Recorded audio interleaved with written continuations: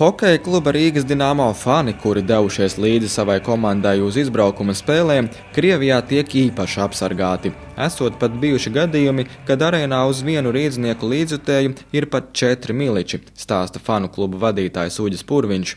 KHL arī noteikumos ir tas, kad ir īpaši jānodrošina pretinieku līdzjutēji, lai nebūtu kaut kāda ekscesa, jo Krievijā tas ir, lielākoties kā likums, ja, kad tur kaut kādas grūstīšanās notiekās, un lai tas nenotiktos, tad mūs īpaši apsargā, kā piemēram bija Sanktpēterburgā, mūs gaidīja, kad visa arēna ir tukša, un tad Omānu pavadībā lielā ielēnkumā mūs vadīja pat līdz metro.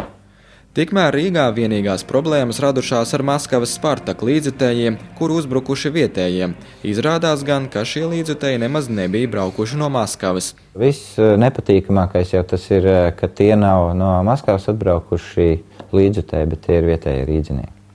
Uģis Purviņš arī stāsta, ka atšķirībā no Latvijas, Krievijas arēnās aizliegts tirgot alkoholiskos dzērienus. Uz izbraukuma spēlēm Rīgas Dinamo vidēji pavada 50 fani, ja tiek braukts ar autobusu, un 30 fani, ja lido ar lidmašīnu. Pārsvarā braucienus apmaksā paši fani. Pirmo braucienu uz Maskavu mums klubs nāca pretī un apmaksāja autobusu, un tagad, protams, tālā Sibīrijas tūrē mums nebija jāmaksā par lidmašīnu. Uģis Purviņš skaidro, ka Rīgas Dinamo fanu klubs esot vienīgais juridiski reģistrētais fanu klubs kontinentālajā hokeja līgā. Pārējo komandu fanu klubi pastāv neoficiāli. Ar 7 līdz 8 fanu klubiem rīdzniekiem izveidojušās ļoti draudzīgas attiecības. Viņi brauc pie mums, mēs viņiem palīdzam, sākot ar izsaukumiem, viesnīcām, transporta autobusiem, kopīgi pēc spēles. Aiziem uz krodziņu, pārunājam lietas, viņiem aktuālās, mums aktuālās, padalāmies savstarpējos iespaidos gan par spēli, gan vispār par fanu dzīvi kā tādu. Ka mēs aizbraucam pie viņiem, mūs uzņem ļoti draudzīgi un nav nekāda ekscesa.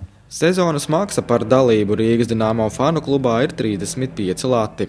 Manā uzturē visnozīmīgākais bonus ir tas, ka mēs varam atrasties visi vienā sektorā un radīt tādu kopības sajūtu, un šī te saucamā fanošana var būt tāda efektīgāka. Ja. Protams, ir atlaides arī uz biļetēm fanu klubu biedriem, kā arī ir lētāk šie te paši izbraukumi,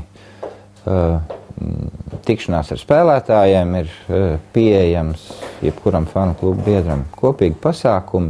Dzīve ir rīti interesanti. Rīgas Dinamo fani arī ar laiku vēlas izveidot komandas muzeju, jo materiāla gan no padomu laikiem, gan arī no mūsdienām ir ļoti daudz.